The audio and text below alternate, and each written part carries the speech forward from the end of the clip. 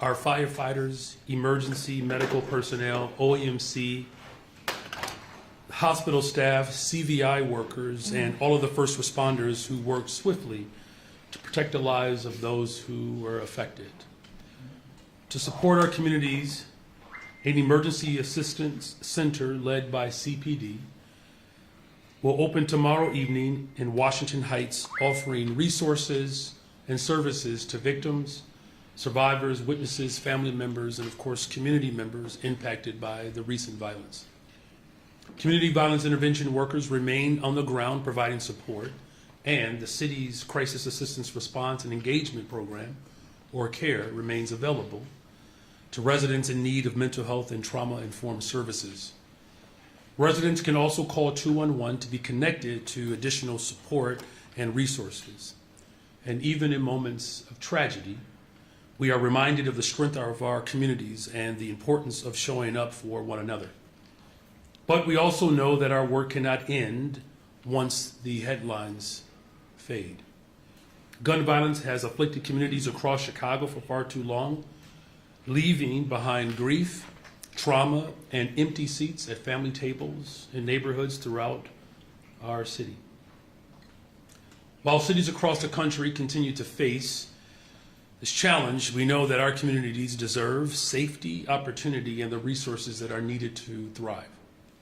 Even as Trump's cuts and federal funding uncertainty threatens violence reduction efforts nationwide, my administration continues to strengthen investments in violence reduction, youth opportunities, and community-based interventions that ultimately make neighborhoods safer. Part of our efforts also include supporting the call for a permanent department dedicated to gun violence reduction, ensuring these efforts remain coordinated, accountable, and sustained for the long term. Because building safer communities requires the full force of government and a commitment to addressing the root causes of violence. And one of the most important investments that we can make is in our young people. Right now, more than 25,000 young people have started summer jobs through the Chicago Youth Works program. When we invest in our youth, we invest in safer communities, stronger neighborhoods, and a brighter future for Chicago. And that is why I also want to recognize that this week, Chicago Workers' Rights Week, we're celebrating it. We're celebrating the hardworking people who keep our city moving forward, and they do it every single day. Whether you're working an overnight shift, serving customers, preparing meals, stocking shelves, or delivering goods across our city, your work matters. Every day, Chicagoans show up for one another. And through our work, and through your work, you help feed families, support neighbors, and you keep our communities running. You create opportunities for future generations. And that is the power of working people, and that is why we are proud to celebrate Chicago Workers' Rights Week. But as we all know, Chicago, like communities across the country, continues to face an affordability crisis. Too many working families are spending too much of their time and energy simply trying to make the ends meet.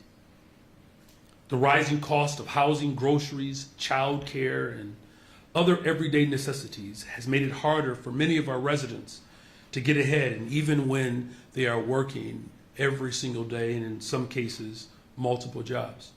Supporting working people is not just something we talk about during Workers' Rights Week. It is a commitment that guides our work every day throughout the year. 2 years ago, my administration established Chicago Workers' Rights Week to recognize the contributions of working people across the city and reaffirm our commitment to ensuring that every single Chicagoan has the opportunity to thrive. We also committed to raising standards for workers and making sure that our economy works for the people whose labor makes this city run. And since taking office, our administration has increased Chicago's minimum wage each year, helping workers keep pace with rising costs and ensuring that more families can share in the city's prosperity. On July 1st, Chicago's minimum wage will increase to $17.05 per hour. That means more money in the pockets of working people and more support for families working hard to keep up with the rising costs. And it's also why we fought to give Chicago workers access to up to 5 days of paid leave and 5 days of paid sick leave. No one should have to choose between earning a paycheck and caring for themselves or their loved ones. And no one should have to worry about losing income when they're struggling with their health. We know there is still more work to do. Working families are the foundation of our city, and they deserve fair pay, meaningful protections, and the opportunity to build a stable future for themselves and their loved ones. We will continue fighting for working people and building a stronger, safer, more affordable Chicago for everyone. As we celebrate the hardworking Chicagoans who help build our city every single day, we must also remember those whose labor helped lay the foundation for the city that we do have today. Workers' Rights Week is an opportunity to honor the generations of workers and advocates who fought for dignity, fairness, and opportunity, often with odds stacked against them. It is in this context that we gather today to continue an important conversation about our history, our responsibility, and the work that's still ahead. Building on our commitment to protecting working people and advancing equity across our city, I want to turn to another important part of this work. 2 years ago, I signed an executive order establishing a task force to shine a light on the harm that slavery and racist policies have caused and continue to cause, and particularly the harm that they've caused to Black Chicagoans, while more importantly, identifying pathways towards repair, opportunity, and investment. Today marks the second day of Chicago's public reparations hearings. For the first time, Chicago was formally listening to and documenting the lived experiences of Black Chicagoans, while also acknowledging how policies like redlining, disinvestment, and segregation have shaped lives and communities across generations. The testimony shared here will help inform the city's reparations study of harm, deepening our understanding of how those harms continue to be felt today and what it will take to begin repairing. This work is about telling the truth, honoring the lived experiences, and building a more just Chicago for the future of our city. So thank you all again, and with that, I'm happy to answer all of your questions. We're going to have time for one question, one follow-up. Let's go this way. Thanks.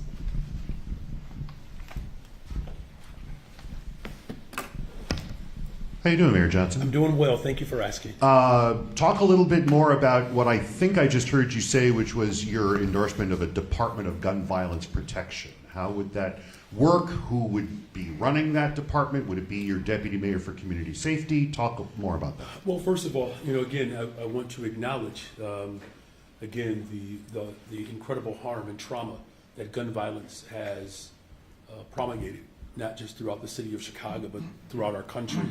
It is incredibly disappointing and disheartening that the President of the United States of America has worked overtime to defund the very institutions that can keep people safe. From $800 million that he has taken away from violence prevention, $800 million that he placed in the pockets of big corporations and the ultra-rich at the expense of our overall safety. Again, reducing the ATF budget by 30%, the entity of government that we work with at the federal level to remove illegal weapons off the streets of Chicago. And we know that there are at least 13 states across the country that has an office that is dedicated to reducing gun violence. The Biden administration established the first of its kind at the federal level. What I have said and what I will continue to say is that I think it's incumbent upon all of us to find ways in which we can work together to reduce violence as a whole, but gun violence particularly. I'm prepared to talk more about this particular call to action later this week, but as you know, this particular advocacy group has been calling for such an office to exist through multiple administrations, and we're going to continue to hear how the work that we're doing to drive violence down can work in coordination with the vision that this organization and organizing apparatus has. So just to be clear, you're not against their suggestion? I'm saying that this has been an ongoing fight for this group for some time through multiple administrations.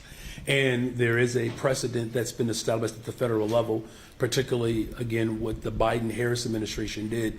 So I'm going to continue to explore pathways in which the office that I created of community safety can work in conjunction with what this organizing apparatus is calling for. Great. Your Deputy Mayor for Community Safety, Emmanuel Andre, now on the job. How would you say in the few weeks that he's been in that position, how would you say the city's response to violence has improved with him leading that office over his predecessor? Mm-hmm. Well, I'm leading the efforts to build the safest, most affordable big city in America. Much like all of my deputy mayors, I'm always in constant communication with them. Their job ultimately is to carry out my vision. And what I am grateful for is that we have strong public servants that recognize their role in building the safest, most affordable big city in America. Mayor Johnson, last week I sat in this very seat and I warned you that Juneteenth is historically one of the most violent days for whatever reason in the city of Chicago. You dismissed that. I asked you if Donald Trump, the President of the United States, if you would reach out to him for some kind of help or assistance. Again, you dismissed that. You said that you're the mayor, right? You said that Donald Trump was a massive failure or something to that effect. And now we have seen the results.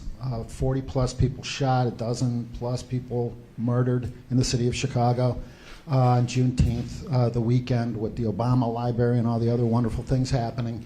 And the people of Chicago, the real people, are asking me if you are aware, if you're even paying attention, if you're the massive failure, perhaps you're the massive failure in this equation, and not the president, who, by the way, William, is that has the reached question? out. Thank you for your The President of the question. United States has reached out again. Well, thank you for your question. Donald Trump has said So, he's willing essentially to help. what Will you're you asking- at long William, last may I accept respond, his, I please? his support? appreciate you Well, if you taking could some let me time. ask that question, I'd be you willing. have. You said Okay. that real Will people you of accept his Chicago. help now? Well, you asked two questions. Then. No. Your first question was, just want to make sure that I'm repeating what you said. Okay. Your My first best. question was centered around, and it's a very lousy attempt of what you're trying to conflate, but your first question was essentially around who takes responsibility, right? And then your Right. second question is the help that's needed from the federal government. So I'll answer both of them. And so, look, it's very clear that as it relates to community safety, that the President of the United States of America has done nothing to help secure safe communities across this country. He's done nothing to do that. In fact, if you look specifically at his so-called black agenda, he has not delivered on one promise. You can't say that you believe in creating safe communities and then literally undermine all of the efforts that create safer communities. That's why he's a failure. It's not just he's just a failure. He's a doty individual, right? And so because of that, to answer your first question, the responsibility, of course, is on all of us. Here's a responsibility that I continue to take. Driving a community safety plan that removes guns from the streets of Chicago, driving a community safety plan that actually invests in the communities that this president refuses to invest in, driving a community safety plan that ensures that our local police department has the tools that they need to ultimately hold people accountable is why we have seen positive trends. Now, of course, there's more work to be done. That work is not going to be accomplished through social media. The failure of this administration is that he is more interested in tweeting or posting evil and inhumane projections of people and our humanity than he is actually willing to put money into the very communities that he ostensibly offers some degree of care for.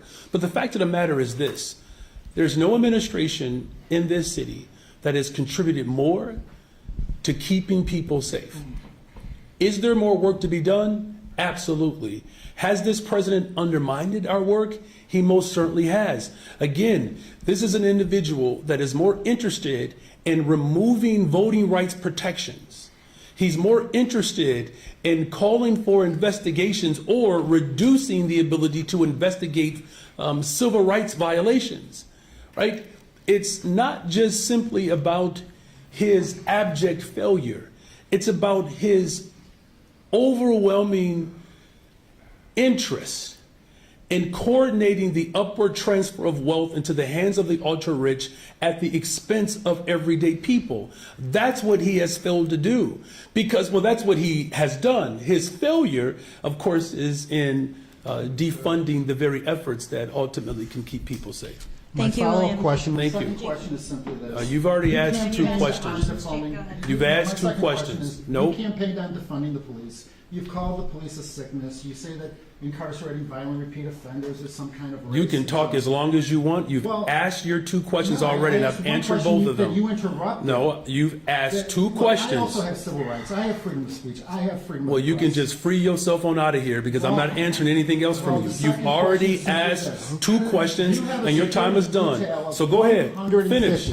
Finish. The United States, the city of Chicago is down 2,000 police officers under your administration, and yet you have 150 some police officers on your security detail. If Chicago is so safe, why not release some of those police officers back onto the streets where they can help real Chicagoans? You're done. Thank you. Jake. On the new department, why do you think this is needed? Is there a capacity issue now in the Office of Community Safety, or is this an effort to lock in anti-violence efforts that might not stick if you don't win this office again?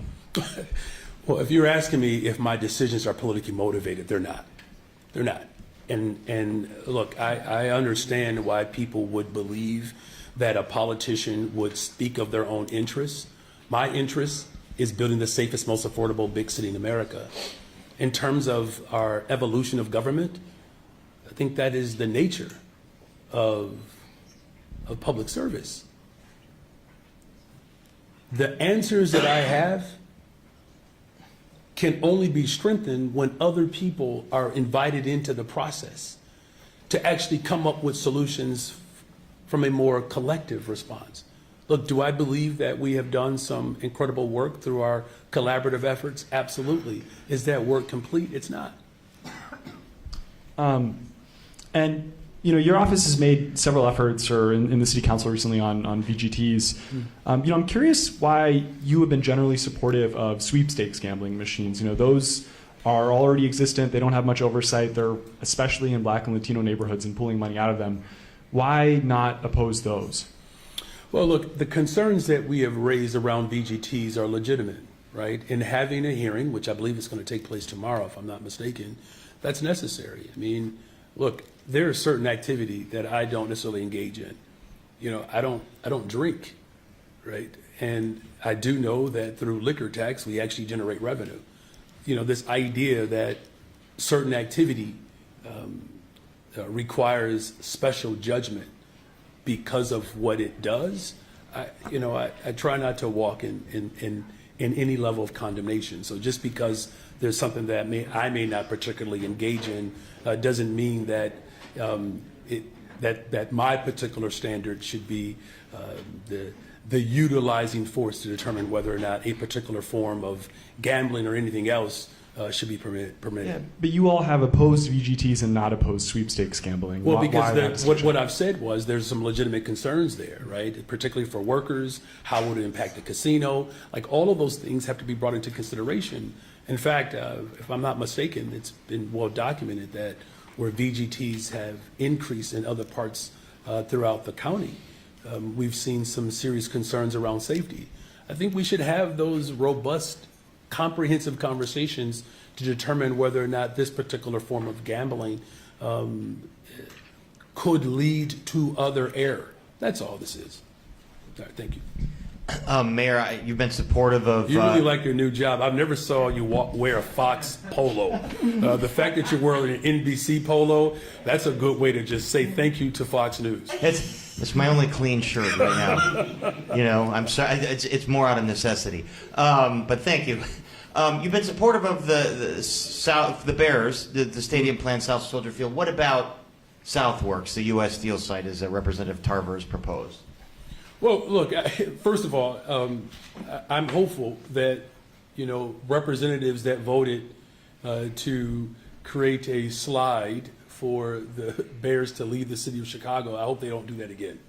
Right? I believe we all should be pulling in the same direction, which, of course, is to keep the Bears in Chicago because, again, and thank you for your coverage in all seriousness, because it is the only plan that is on the table for a publicly owned stadium. And, the nonsense around other areas, to me, it deserved the type of coverage that you have brought. And I mean that with all sincerity. But if you look at the investments, of course, that I've made throughout the city of Chicago, it is clear that I am all in as it relates to not just keeping the Bears in Chicago, but to growing the economic prowess of our city. $1.3 billion of investments on the west side of Chicago alone, just through planning and development. $1.6 billion on the south side of Chicago. You mentioned the Psi Quantum campus, essentially. A brand new hospital, on the southeast side of Chicago. It hasn't happened in over 100 years. And the $5 million that I use to leverage $500 million from the state of Illinois, sounds like that's a pretty good economic approach, right? And so I think anything that we do to leverage to keep the Bears in the city of Chicago, is something that's good for the entire state of Illinois. But again, keep in mind, the only site that the Bears expressed interest in Chicago with the plan was at the lakefront. So you're saying that's the only site. If the Bears were, say, to be interested in Southworks, is that a site that you could they would certainly have to, express that interest. I think the point that I'm making is whether it's the 1901 project, whether it's, again, the southeast side of Chicago, using our economic tools to attract, greater economic activity in our city, I'm going to continue to leverage what I have available to me to ensure that Chicago benefits, but the entire state and the region does as well. Thank you. Good morning, Mr. Mayor. Good morning. I'm branded as well. Yes, okay, fine. Congratulations on your WGN swag. I've been through a lot of battles. Listen, if you all bring those to me, and if it's under $50, I don't have to put it in the gift closet. All right. Okay. I'll see what I can do. I have a hard time kidding of it. I work there. Okay. But so, Mr. Mayor, just so I'm crystal clear on this, quickly, this new department, it has your full support? Well, again, I'm going to talk more about it later this week. What I am saying is that what this organizing apparatus has been calling for through multiple administrations, through the Emanuel administration, through the Lightfoot administration, they have obviously, called for city council to take on this particular approach. What I am saying is the support of finding stronger ways to reduce gun violence in the city of Chicago. Of course, I'm going to explore any of those opportunities, but I also want to be very clear. The real effort is going to be centered around generating the revenue from big corporations and those with means to put more skin in the game so that we can fund all of the programs and services that have been proven to be effective. My follow-up may not be applicable now, but but how do you envision this department working, and would it kind of repeat some of the same things that other departments are already doing? No, look, I think that your follow-up is actually appropriate. This is why I'm taking a deeper look into what's being proposed, and I'm, again, prepared to talk more about it a little bit later this week. What I can say is that our efforts have demonstrated our commitment to reducing gun violence. What we have discovered, and this is not necessarily breaking news to anyone here, is that there are multiple departments that do work, and whether it's in community safety or senior services, that are distributed throughout the entire enterprise. Same thing with the Department of the Environment and why we restored it, right? And so there could be opportunities for us to find ways in which we can better streamline activity. There could be better ways in which we coordinate stronger with county and state. Again, as I've said, I bring answers to help drive solutions. There are others that have them as well, and I think it's incumbent upon me as the mayor of this city is to hear what these advocates are calling for and finding ways in which the work that we're doing can not just be aligned, but strengthened so that we can ultimately build safe and affordable communities. Yeah, no, that's a great question. Thank you. Good morning. Good morning. I'm not branded because Channel 7's too cheap to give us polos, but anyway. Hey, whoa, did you just take a shot? And yet they have 2 reporters. Anywho, that's another story. No. Back to this whole thing. I know you're going to talk about it later in the week, but what would be the difference between the Office of Community Safety and a Department of Gun Violence Prevention? Yeah, look, again, I mean, look, that's a legitimate, question. What I'm going to do is look at some of the specific elements. It's not just about the office. There are specific tasks that, this organizing operation is calling for. There could be some tasks that we are implementing, but it could be a better way to streamline it, right? And so I don't want us to get necessarily hung up on the name or the classification of this office, that I'm more interested in what work needs to continue or happen in a way that perhaps it's not showing up for advocates to ensure that all of us are working collectively together to drive violence down in the city, and particularly gun violence. And then also, when gun violence was down last year, you attributed that to your efforts in terms of investments in the community as well as violence intervention programs. So now gun violence is up, and we still have investments in the community and gun violence intervention programs. So what is not working right now? Well, I mean, look, I also attribute it to more detectives and having a stronger clearance rate, right? It wasn't just about those investments. They play a major part in how we drive violence down. I think another way to sort of capture what's happening is if you just look at what happened in 2022 and prior, you had almost 800. We've reduced that in half. So there's clear evidence, right, that we're not at 900, we're not at 800. We've literally cut gun violence down by at least a half. That's a heavy lift, right, if you think about the time frame in which we've accomplished that. And one life lost is one too many. But I think we have to look at it this way. We're talking about decades of disinvestment. Those investments don't just go away after 1 year.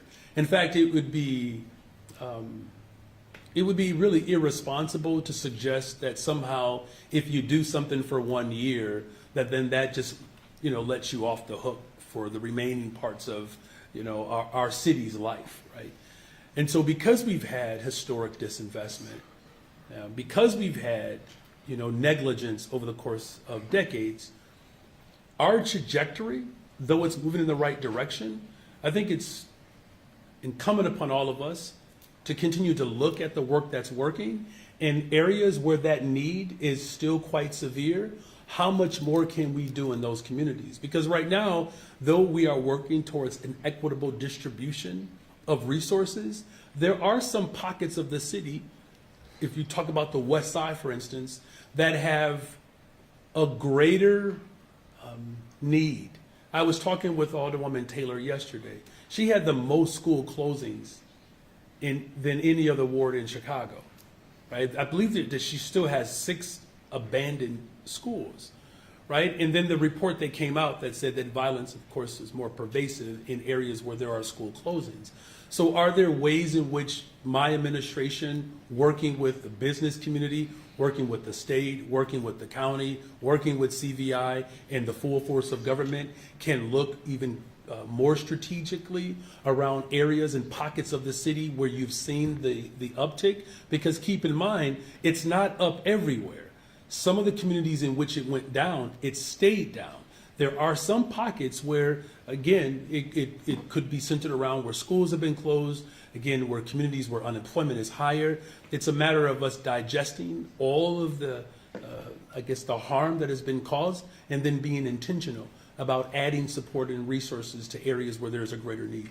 But I don't want people to think that violence or gun violence is up across the board. There are some very specific, hyper-concentrated communities where it's taken place, and trust and believe. I'm laser focused in those particular areas. Thank you, Sarah. Interesting enough, I actually, now that I think about it, I do have an ABC hat. I do. Seriously, I'll have. Can you ask someone to bring it? It's in that. It's in my that other room. Sarah, have somebody bring it, then we can give it to Sarah. I can gift it back.